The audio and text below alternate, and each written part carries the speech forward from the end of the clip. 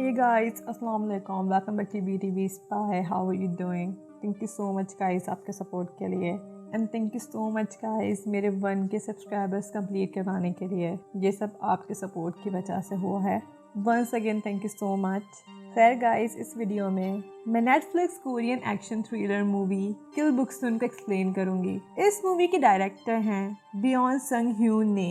इस मूवी की main lead role हैं जॉन डो योन। अब बात करते हैं इस मूवी के प्लॉट पर। किल बुक्सुन एक मास्टर क्लास कॉन्ट्रैक्ट किलर की कहानी है जो अपनी प्रोफेशनल और पर्सनल लाइफ को बैलेंस कर रही थी। गिल बुक्सुन एक कॉन्ट्रैक्ट किलर वर्ल्ड में बहुत रिस्पेक्टेड वर्कर थी। साथ ही साथ वो एक सिंगल मदर थी एक टीन एज गर्ल गिल जे योंग की। गिल बुक्सुन अपने काम में माहिर थी, इसी वजह से वो अपनी बेटी को ज्यादा वक्त नहीं दे पा रही थी। गिल बुक्सुन के स्किल्स से ही ये मूवी दिलचस्प बन रही है और व्यूअर्स को हुक करके रख रही है। गाइस, इस वीडियो में मेजर स्पॉयलर्स हैं। किल बुक्सुन नेटफ्लिक्स पर रिलीज हुई फरवरी 18, 2023 में। IMDb पर किल बुक्सुन को मिले हैं 6.6 स्टार्स आउट ऑफ 10। किल बुक्सुन का मेटाक्रिटिक स्कोर है 67 और किल बुक्सुन को गूगल यूजर्स ने 92% लाइक किया है। गाइस, अगर आपने BTV स्पाई को अभी तक सब्सक्राइब नहीं किया तो इसे जरूर सब्सक्राइब कर लें और साथ में बेल आइकन भी जरूर प्रेस कर देगा ताकि मेरी न्यू वीडियो आने की अपडेट आपको मिल जाए। Okay guys, let's get to it the movie. Gil Boksoon अपनी 2 लाइफ जी रही थी कोरिया के शहर सियोल में। एक तरफ गिल बुक्सुन प्रोफेशनल कॉन्ट्रैक्ट किलर थी और दूसरी तरफ वो अपनी प्रोफेशनल लाइफ अपनी पर्सनल लाइफ से छुपा रही थी। कोरिया के फ्रिक्शनल कॉन्ट्रैक्ट किलर वर्ल्ड में बहुत सारी कॉन्ट्रैक्ट किलर एजेंसीज खुली हुई थी जिसके अंदर कॉन्ट्रैक्ट किलर्स को अपने क्लाइंट से अच्छे खासे पैसे मिलते थे एक मर्डर करने के। ये एजेंसी बहुत ही छुपकर अपने काम कर रही थी जिसके अंदर हाथ की सफाई हो। इस तरह इस एजेंसीज तक पुलिस कभी नहीं पहुंच सकती थी। ये एजेंसीज अपने काम अपने रूल्स को मद्देनजर रखते हुए करती थी। गिल बुक्सुन जिस एजेंसी के साथ काम करती थी उसका नाम MKN था। MK एजेंसी सबसे ज्यादा रिलायबल एजेंसी थी जिसके पास होनहार कॉन्ट्रैक्ट किलर्स थे। इस एजेंसी को बेस्ट नाइफ एजेंसी भी कहा जाता था और गिल बुक्सुन इस एजेंसी का कोहिनूर थी, इसीलिए गिल बुक्सुन को उसके कुलीग्स किल बुक्सुन कहते थे।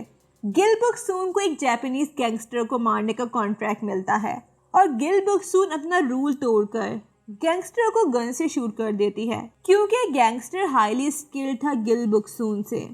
अब गिल बुक्सुन को डर था कि अगर वो मारी गई तो उसकी बेटी का क्या होगा, इसीलिए वो रूल तोड़कर गैंगस्टर को गन से मार देती है।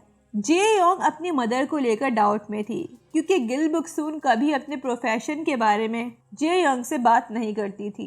जे योंग अपनी मदर को लेकर परेशान थी, इसीलिए वो ये नहीं फैसला कर पा रही थी कि उसकी मदर इस दुनिया में अच्छे काम कर रही हैं या बुरे। गिल बुक्सुन के लिए एक टीनएजर बच्चे को संभालने से ज्यादा उसका प्रोफेशन ज्यादा आसान था, इसीलिए वो अपनी बेटी के साथ वक्त गुजारने के लिए MK से रिटायरमेंट लेना चाहती थी और वो अपना कॉन्ट्रैक्ट रीन्यू नहीं करवाना चाहती थी। लेकिन ये डिसीजन गिल बुक्सुन के लिए काफी खतरनाक साबित हो सकता था और उसे इस बात का अंदाजा था। गिल बुक्सुन के बॉस का नाम शाह मिन क्यू था और शाह MK का चेयरमैन था। MK कोरिया की नंबर 1 कॉन्ट्रैक्ट किलर कंपनी थी, इसीलिए इसी वजह से शाह की पावर का अंदाजा ऑडियंस को हो रहा था। शाह ने कुछ रूल्स बनाए हुए थे जिसे MK के अलावा कोरिया की हर कॉन्ट्रैक्ट किलिंग कंपनी फॉलो करती थी। शाह ने 3 रूल्स बनाए थे। फर्स्ट रूल था कि कॉन्ट्रैक्ट किलर किसी माइनर की जान नहीं ले सकता। सेकेंड रूल था कॉन्ट्रैक्ट किलर कंपनी से बिना पूछे बाहर मर्डर नहीं कर सकता और लास्ट रूल था कॉन्ट्रैक्ट किलर को हमेशा कंपनी से वफादार रहना होगा।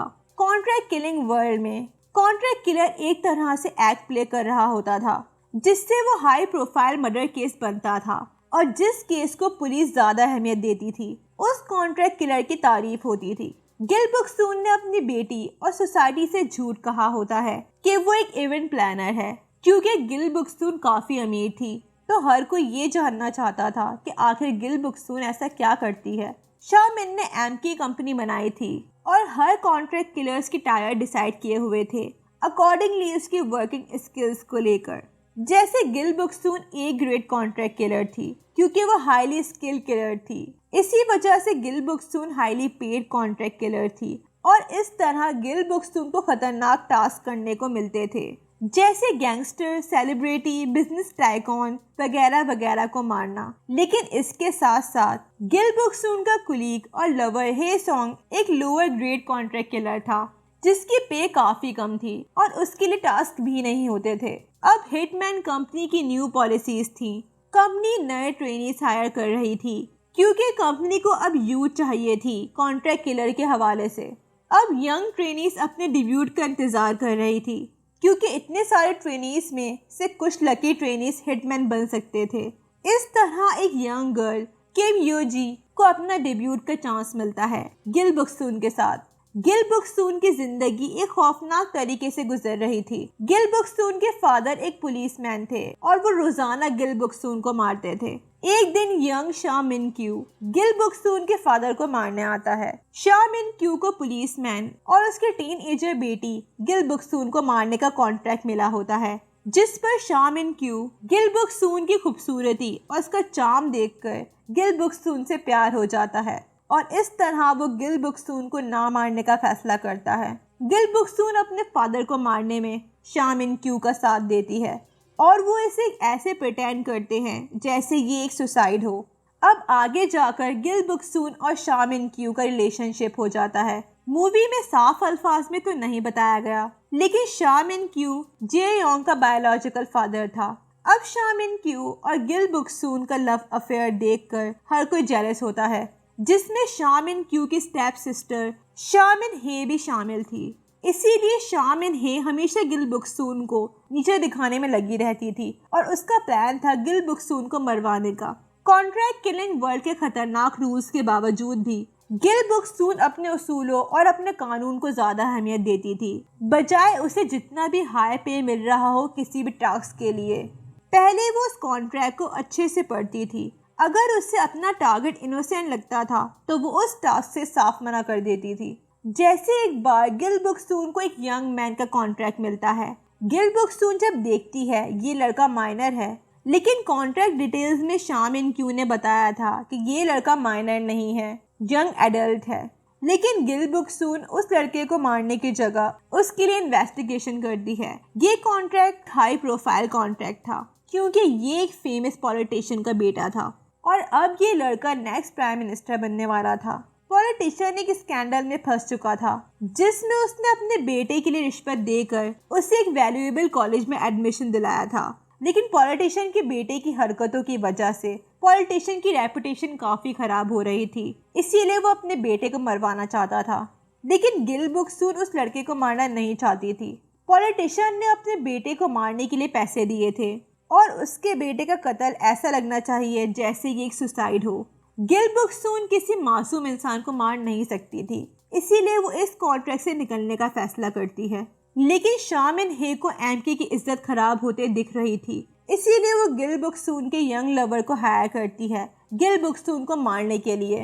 इस तरह गिल बुक्सून के लवर को हाई पेड कॉन्ट्रैक्ट किलर की जॉब मिल जाएगी। लेकिन आखिर में गिल बुक्सून अपने लवर के साथ साथ और अपने दोस्तों को भी मार देती है, जिन्हें शा मिन हे ने हायर किया था गिल बुक्सून को मारने के लिए। नेक्स्ट डे गिल बुक्सून अपना कॉन्ट्रैक्ट रीन्यू करवाने के लिए जाती है मिन हे के पास। लेकिन जब उसे पता चलता है कि मिन क्यू ने इंटर्न को मार दिया है जिसने गिल बुक्सून की मदद की थी मिनिस्टर के बेटे को ना मारने के लिए, गुस्से के मारे गिल बुक्सून मिन हे के गले में पेन घुसा देती है जो टेबल पे पड़ा होता है। गिल बुक्सून का बदला अभी भी पूरा नहीं हुआ था। वो एक खून से भरा हुआ छुरा मिन क्यू को भेजती है, जिसका मतलब था कि वो सरेआम मिन क्यू को कत्ल करेगी और इस चैलेंज को मिन क्यू भी मान लेता है। Okay guys, let's get to it the ending. Late night Gil Boksoon अपने घर से चली जाती है इन कंपनी के ओनर और उसके एक्स लवर मिन क्यू से मिलने। हमें मूवी की स्टार्टिंग में दिखाया गया था कि गिल बुक्सून के पास स्पेशल पावर थी जिससे वो अपने विक्टिम को मारने के सारे तरीके पहले से ही सोच लेती थी, जिसमें गिल बुक्सून अपने विक्टिम को मार भी दे और वो इस तरीके से मारी भी न जाए। अब गिल बुक्सून मिन क्यू को मारने के सारे तरीके सोचती है, लेकिन मिन क्यू गिल बुक्सून का बॉस था और उसके पास गिल बुक्सून से ज्यादा एक्सपीरियंस और स्किल थे, इसीलिए हर बारी में गिल बुक्सून ही आखिर में मारी जा रही थी। लेकिन गिल बुक्सून हिम्मत करती है और वो मिन क्यू को मारने में कामयाब हो जाती है। इन दी लास्ट मिन क्यू को बताता है कि उसने इस रूम के सीसीटीवी कैमरे को जे योंग के डिवाइस से कनेक्ट कर दिया है और जे योंग अपनी आंखों से अपनी मदर का ये एविल रूप देख रही है फर्स्ट टाइम। गिल बुक्सून जिसने अपनी बेटी से ये सब छुपा कर रखा था क्योंकि वो अपनी बेटी की नजरों से गिरना नहीं चाहती थी। यहाँ मिन क्यू तो मारा जाता है और गिल बुक्सून घर की तरफ रवाना होती है। जे योंग अपने रूम में सो रही होती है और वो अपनी मॉम को भी जाकर आराम करने का कहती है। मिन क्यू ने सिर्फ गिल बुक्सून को कमजोर करने के लिए झूठ कहा था कि जे योंग ने सब देख लिया है, लेकिन थ्योरी के मुताबिक जे योंग ने सब देख लिया था डिवाइस में, लेकिन वो अपनी मॉम को एज अ हिटमैन एक्सेप्ट कर चुकी थी। मिड क्रेडिट सीन्स में गिल बुक्सून प्राइम मिनिस्टर को मार देती है और उसकी बॉडी कार से मिलती है। गिल बुक्सून ने प्राइम मिनिस्टर से इसीलिए बदला लिया था क्योंकि प्राइम मिनिस्टर ने अपने बेगुनाह बेटे को मरवा दिया था और जे योंग के अंदर अपनी मॉम की तरह गुस्सा और बदले की आग थी। हो सकता है कि जे योंग अपनी मॉम की तरह हिटमैन बन जाए। दी एंड।